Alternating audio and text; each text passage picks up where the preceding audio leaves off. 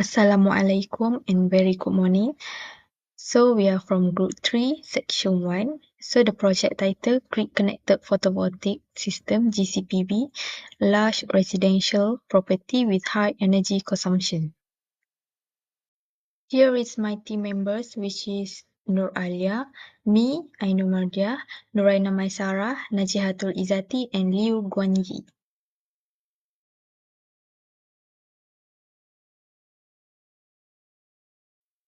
My name is Nur Ainul Mardia binti Mohammed, metric number AE210022. So my part, I will be going to presenting about introduction for this project. So why GCPV?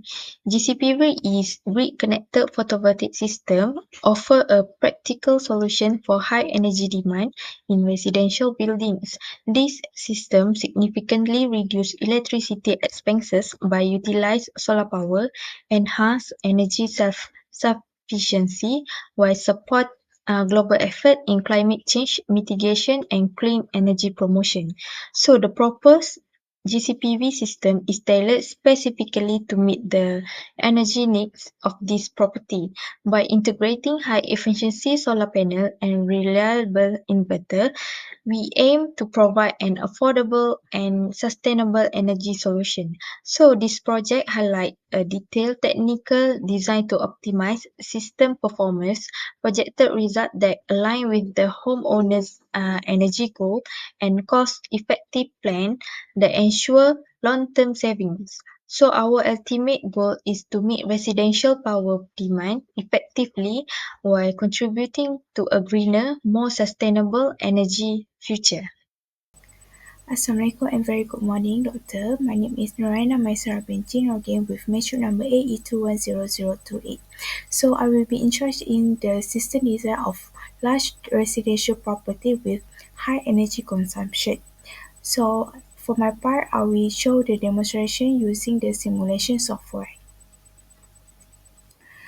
So since the title of our project is large residential property with high energy consumption, so the location that we pick for this assignment located at Taman Selesa, Pendang, Kedah.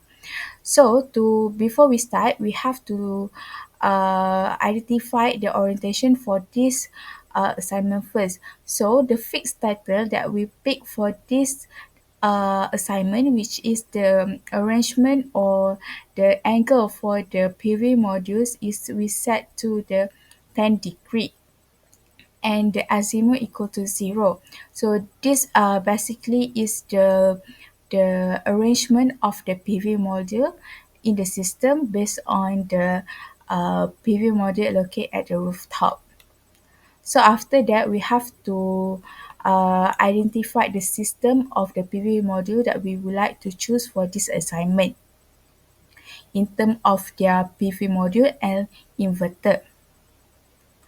So for this assignment, we pick the type of the PV module is China Solar, which is for the kilowatt, the watt power is 495 watt, and the voltage is around 36 volt, and it's type of C monocrystalline of V module.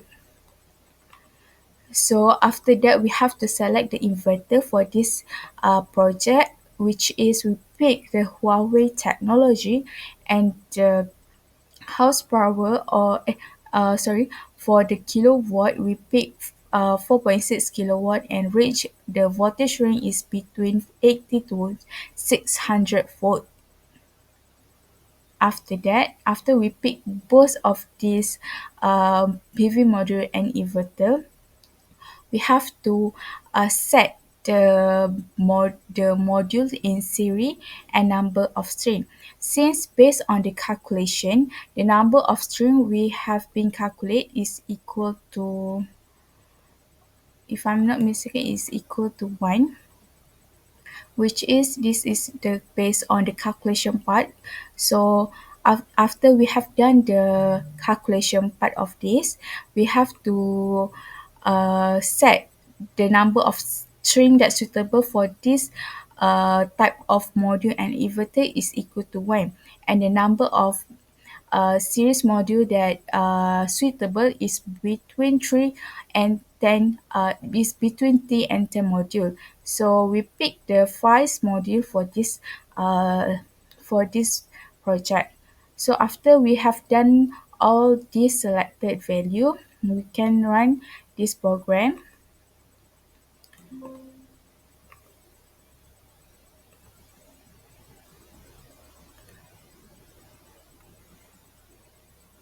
So here is the result of our project based on the selected PV module and inverter.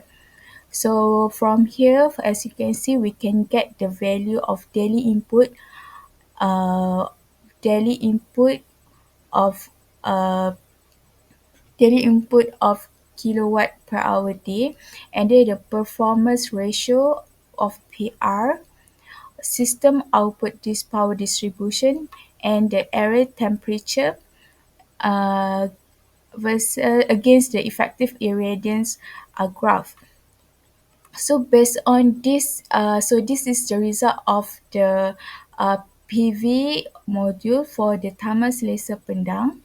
And to get the result of this assignment, we can go for the report section to get the accurate value.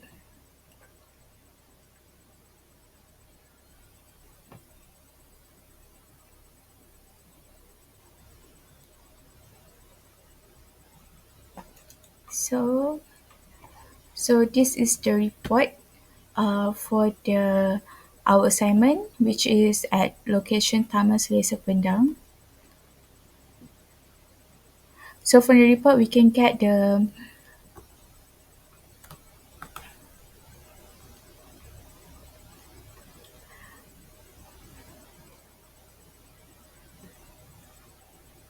okay.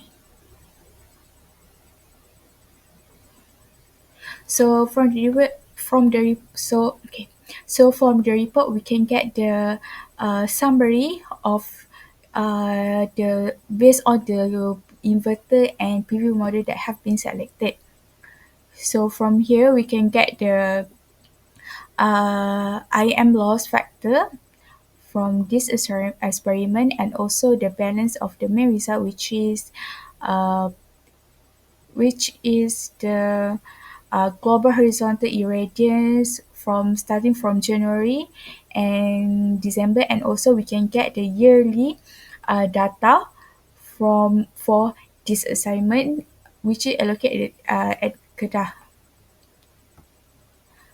So also it also can provide us the loss diagram, and also can provide the daily input and output uh, for everyday data. So that's all for my part. Thank you. A very good day to everyone. I'm Liu Wanyi, number matrix AE210070. I'll be explaining for the result for our manual calculation of PV module, inverter, and also our calculation for carbon dioxide reduction analysis. First of all, we need to calculate for the PV module. So first, we dimensioning for the PV array. So for the step 1, we choose a PV module. So the PV module that we choose has the power capacity of 495 watts, and then the length of the PV module is 2184 millimeter, and the width is 1102 millimeter. And after that, we calculate for the power, the output energy per area, and we get 863.03. And then next, we for the step 2, we calculate for the architecture constraint. So for the PV area, we just time the length and the width, while the house area, this is our house area, is in 24.6 meter times 8.68 meter. So we have to clarify for two dimensions, which the first one for the landscape and another one for the portrait. For the landscape condition, we have to calculate for the landscape up. So for the landscape up, the roughly module is 7. while the N cross for the landscape is 11 modules. So for PV array, we have to times each other, so we get 77 modules. And the power capacity for these 77 modules is 38.45 watts. And then we also calculate for the portrait one. So the portrait one, we calculate for the up and also for the across. And then we get the 88 modules, and the power capacity is more larger than the landscape one. So in this section, we choose for the highest one, which is the 88 module in portrait orientation. And then for the set 3, we have to consider for the energy constraint for 1 year. So this is the bill for our client. So first of all, we have to assume for the cable loss, which is in 5%, and we calculate for the E required, and then after that we calculate for the output energy, which is in 6,854.28 kilowatt hour. Then we determine for the PV array in standard conditions. So after all we put on the value inside the formula, then we will get the round off of 10 modules for the energy constraint. Then next we'll move on to budget constraint. For the budget for our client is 35,000, while the cost of the system is 5,000 per 1 kilometer. So we get the K index, which is RM5 per watt. And then after that, we also determine for the total PV array capacity. And then we get, which is 7 kilowatt for the PV array capacity. And then we also calculate for the number of PV module. After we insert all the formula inside, then we will get 14 module for the PV array for the budget constraint. Next, we move on to AC power constraint. So first of all, we need to assume the maximum oversize factor, which is the DC to AC ratio is 1.12. And then we have to consider for the authority regulations for NEM 3.0, okay, for the residence section, for the residential sector. So for single phase, it is for the maximum AC power transfer to the grid is 4 kilowatt, while for the three phase, the maximum AC power transfer to the grid is 10 kilowatts. Next, we determine for the P8 in standard conditions. We insert all the formula inside, then we will get 11.4 kilowatts. Then for the number of PV array that we get is 22 modules. Next, we move on to AC current constraint.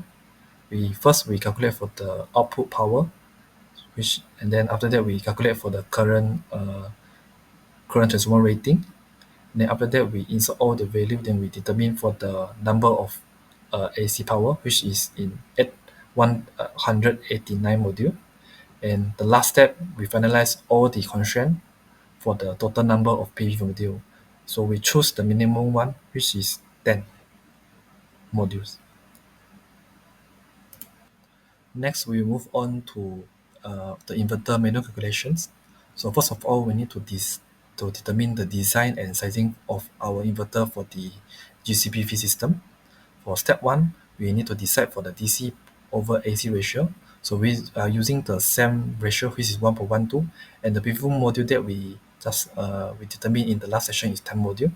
And for the P array standard conditions, we calculate is 4,950 watts in DC.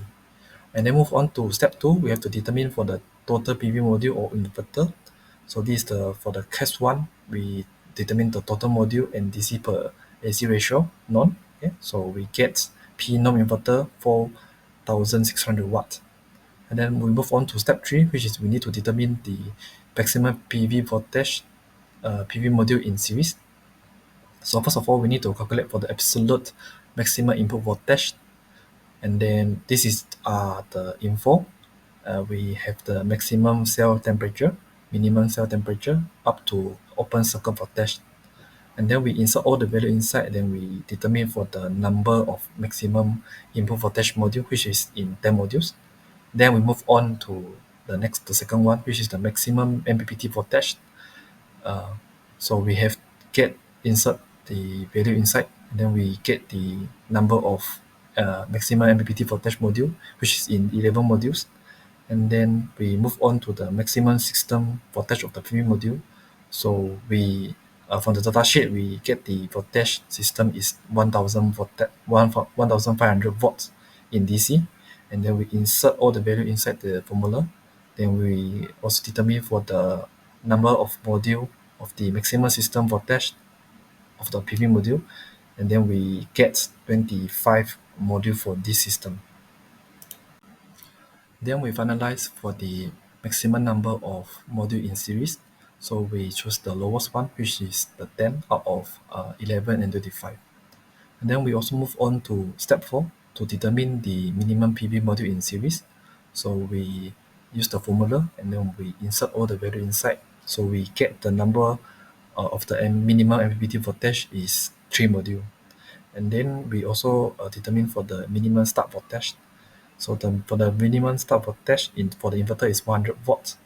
And then we calculate for the number of minimum module, which is in 3 module. Then we also have to finalize the minimum number of series. Okay, so we finalize it is 3, so the answer is 3. And then we also determine for the optimum module in series. So for the optimum one, for the V-rated inverter is 360 watts. And then we insert all the value inside the formula. Then we get the number of module is 6 module. Next, we move on to step 6, which is we need to determine the maximum number of string per MPPT. So this is a formula. So we insert all the value inside, then we will get 1 string per MPPT. Last but not least, we determine the number of string per MPPT. So the number of string per MPPT is 3 module. And step 8 is the final one, which is we finalize all the PV array configurations. For the MPPT, we time the number of MPPT times the NS, so we get 3 string. Last but not least is the carbon dioxide reduction analysis manual calculations.